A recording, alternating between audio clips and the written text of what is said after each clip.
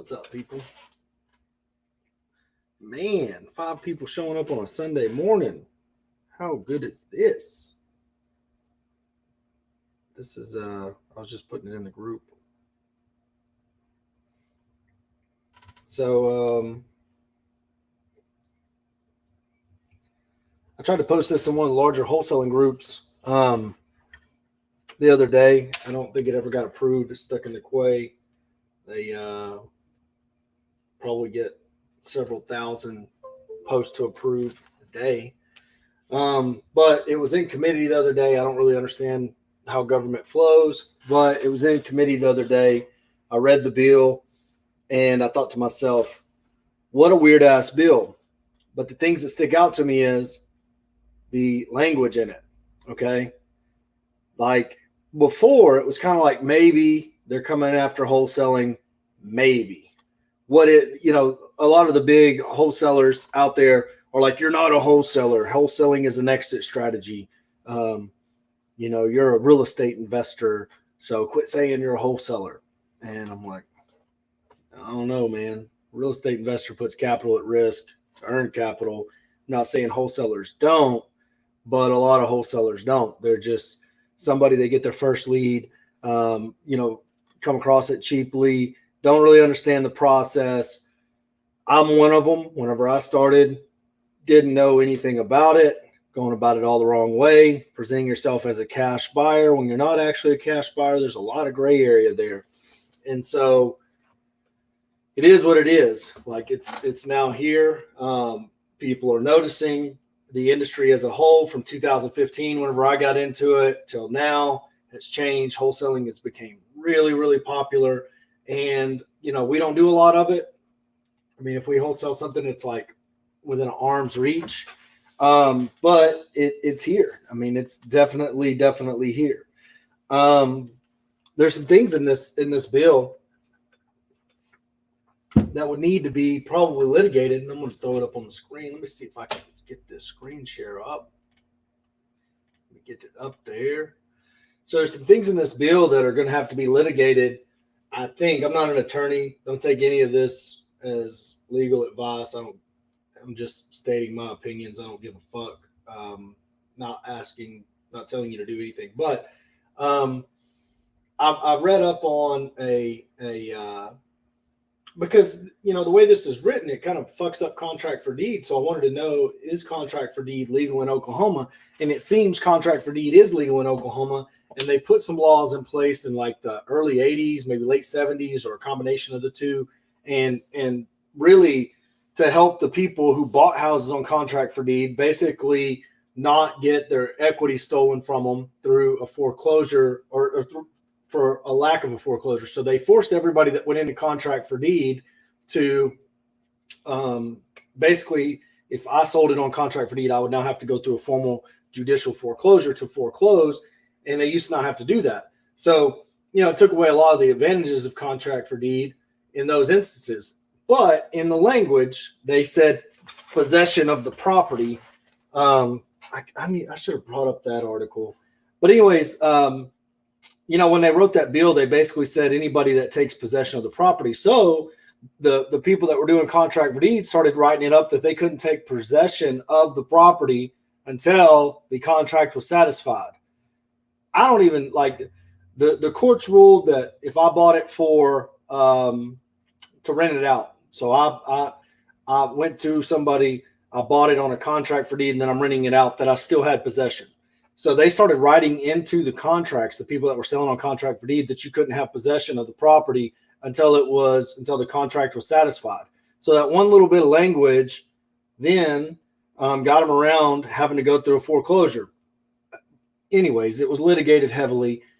There's a whole bunch of litigation on that article. I'll find that article. Maybe I'll throw it in the comment section. But essentially, the Oklahoma Supreme Court ruled that if I had a mortgage on a property and I sold it on contract for deed, that they could now call the due on sale clause. Okay. And that was one of the big workarounds for the due on sale clause, I guess, back in the day, was if I sold it on contract for deed, now I didn't sell it. So, there's no due on sale clause. The Oklahoma Supreme Court ruled that a bank could foreclose if you sold it on contract for deed. And that's why I say this new current law about wholesaling that says wholesaler in the title, okay, is going to have to be litigated because, I mean, I already see like several problems. One, this very law takes anybody who sold anything on contract for deed. So now I own something. I bought it contract for deed. I only have a contract on it. It's filed down at filed. Everything's there. Everything's done legally and properly, but I only have a contract on it. I can't go post my property for sale on fucking Facebook. I can't post it publicly because I only have a contract. I own the property. I've owned it for 5 years. I've lived there for 5 years.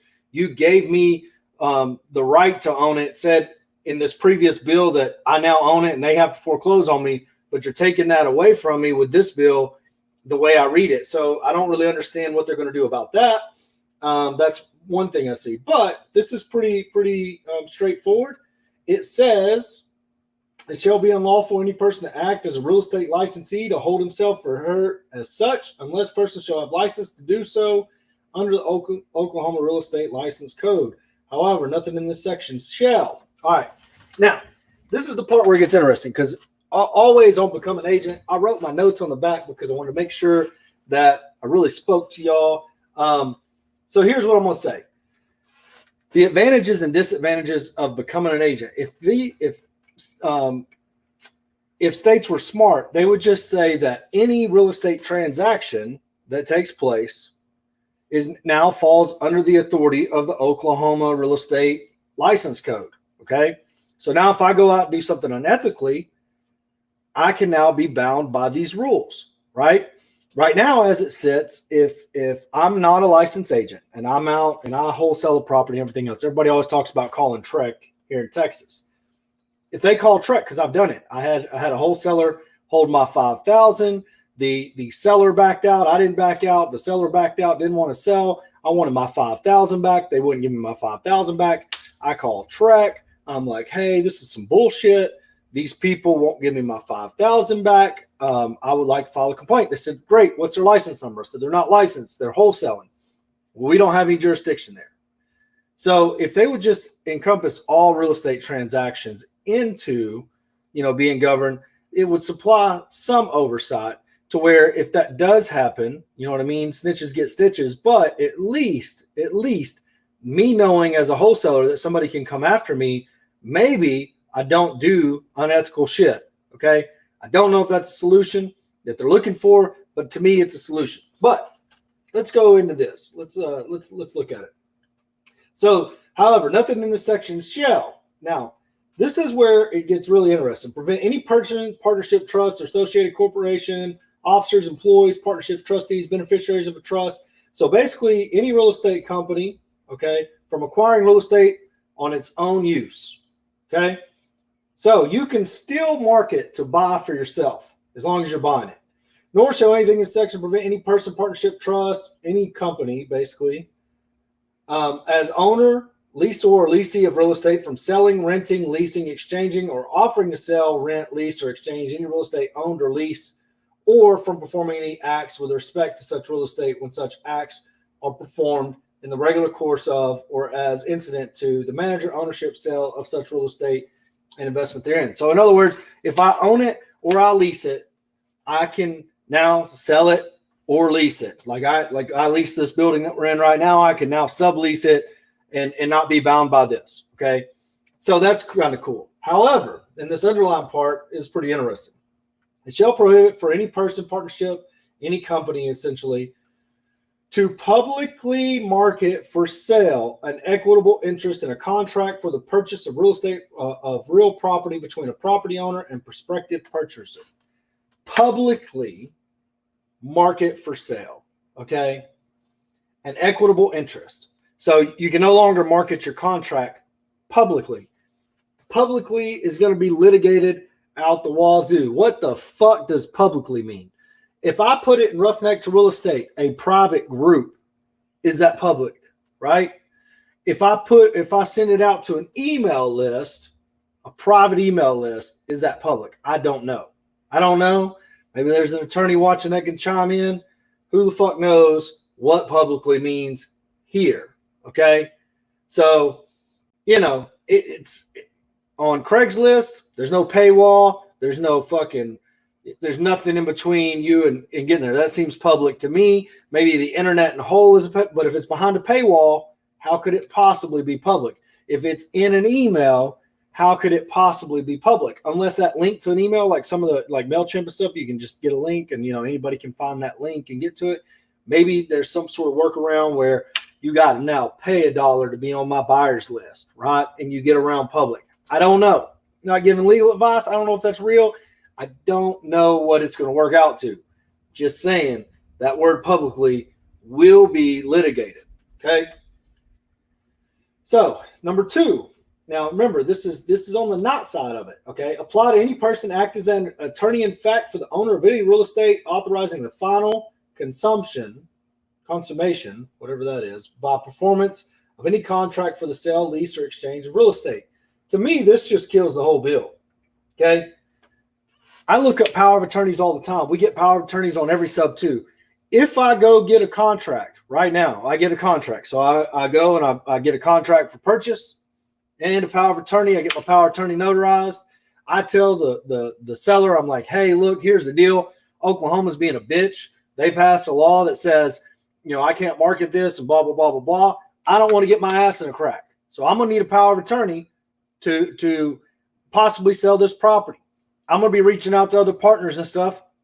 I don't know what the legality is, and I don't want to get my ass in a sling. But if I have this power of attorney, I think I can get around it. Now, again, I'm not an attorney. I don't know if that's it, but that's how that reads to me. That's why I got a question mark up here next to power of attorney.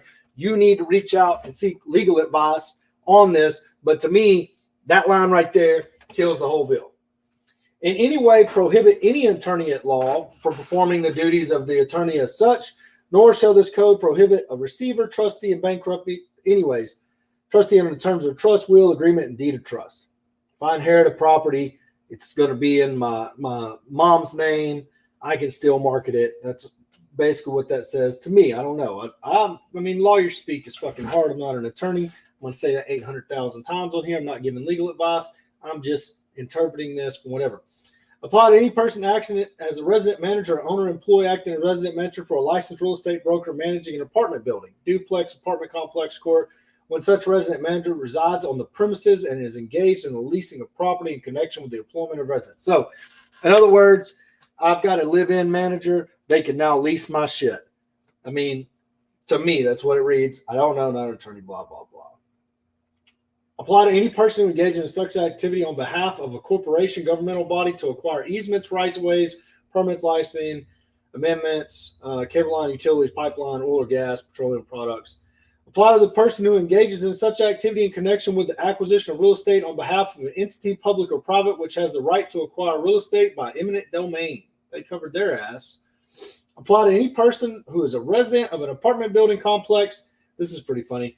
When the person receives a residential referral fee, as used in this paragraph, a residential referral fee means a nominal fee not to exceed $100 offered to a resident for the act of recommending a property for lease to a family member, friend, or coworker. That's tight. That's a tight restriction, right? So right now, we got a mobile home park out here in my head. If I'm like, hey, tenant's a mobile home park, I'll pay you. One, it's going to limit me what I can pay them. So I can only pay them $100 for a referral fee. That's chicken shit right there. I should be able to pay them whatever the fuck I want. All right, so I'm going to pay them. I can only pay them $100. But here's the part. It can only be a family member, friend, or coworker. They can't post it on the internet and say, hey, buddies, anybody that wants to come, blah, blah, blah, blah, blah. That's an absolute bullshit part of this. I would be pissed if I'm a landlord in Oklahoma. This will be the most overlooked part of this law. They're not going to go after fucking grandmama for posting to try to get a referral. I mean, this is like everybody always wants to help the poor people. You limit them to $100, one. Two, you're going to fucking limit them to family member, friend, or coworker. Oh, fuck. Anyways, whatever. Apply to any person or entity managing a transient lodging facility for purposes of this paragraph. Transient lodging facility means a furnished room or suites which is rented to a person on a daily basis, not as a principal residence for a period of less than 30 days. So this is, I can now post about my Airbnbs, okay? I guess. That's how I interpret it. Not an attorney. Don't know. Apply to employee of a licensed real estate broker who lease residential housing units only to eligible person who qualify through a state or federal housing program. That's, Section 8, protects employees. And that's pretty much where it ends, okay? So the meat of the law is this underlying part up here, right? And that publicly, like I said at the beginning, is going to be the part. Now, I wrote some notes because I wanted to make sure I covered it. I covered the power of attorney, what I think about it. The double close is the go-to when these things come up. Oh, I'll just double close. Well, you can't market it. You can't market it at all. Like it goes to the vein of marketing. Like I can't market this contract. I can't marketable equitable interest. Maybe, I don't know. That's a huge gray area where it's like, I'm not marketing the equitable interest in the contract. I'm actually marketing the property while I have an equitable interest in it. Okay. I'm marketing the property for sale. I intend on double closing. I don't know if it's captured in here. You need to talk to an attorney. But to me, it's a huge gray area that's going to cause you more grief. If they're already putting wholesaler in the bill and everything, they're obviously sniffing on the trail or the tracks of something. And I didn't even know wholesaling was that big in Oklahoma. Like I know in Roughneck Real Estate, the Facebook group, I know like 5 people in Oklahoma. And I mean, they're all great people, but I didn't realize it was so fucking popular there that people are now getting the attention of the state legislator. They just made weed legal and they're going to make wholesaling illegal. Weird state, if you ask me. Creative financing is the last one. Now, I talked about, I can't remember what that was. It was like Section 11A or something, a law that went to the root of contract for deed. Creative financing is something that, it's like, could it be a workaround? Maybe. Would it be worth it? Probably not.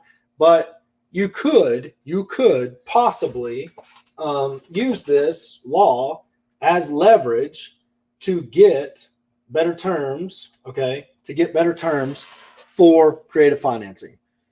If you understand creative financing, if you don't understand creative financing, maybe it's time you get with Danacito and understand how to buy using creative financing, okay?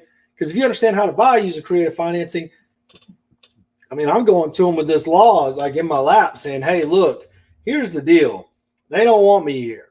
I'm here to help, but they don't want me here. I've got to actually purchase your property, and I can make you monthly payments, but that's all I got right now.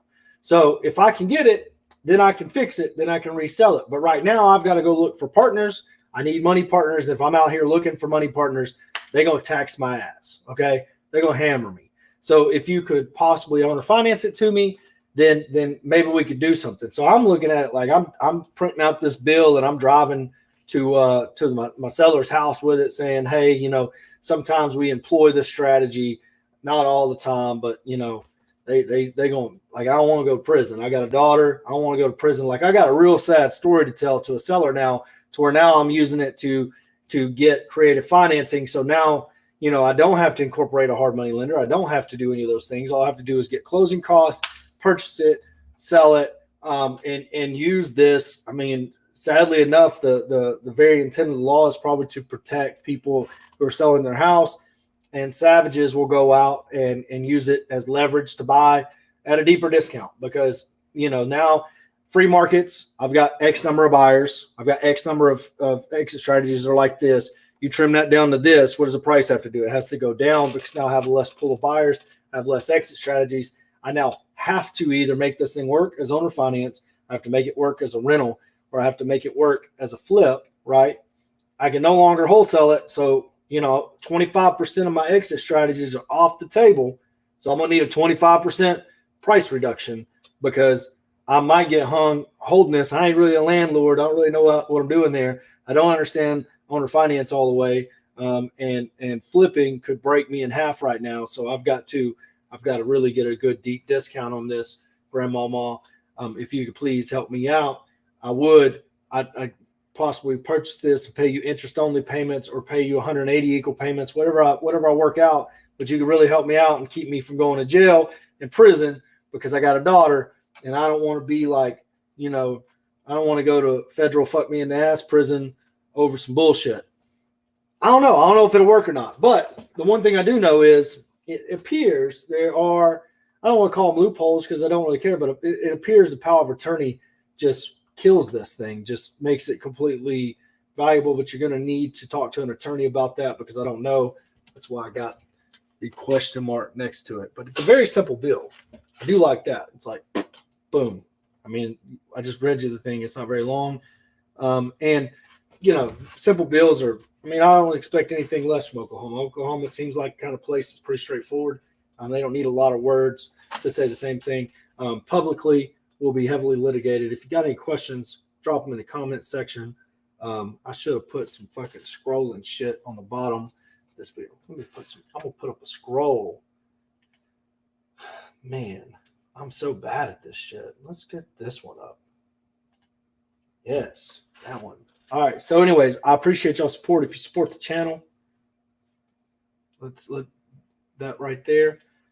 Whoop, that right there. That's a batch list stacking. They gave me an affiliate link.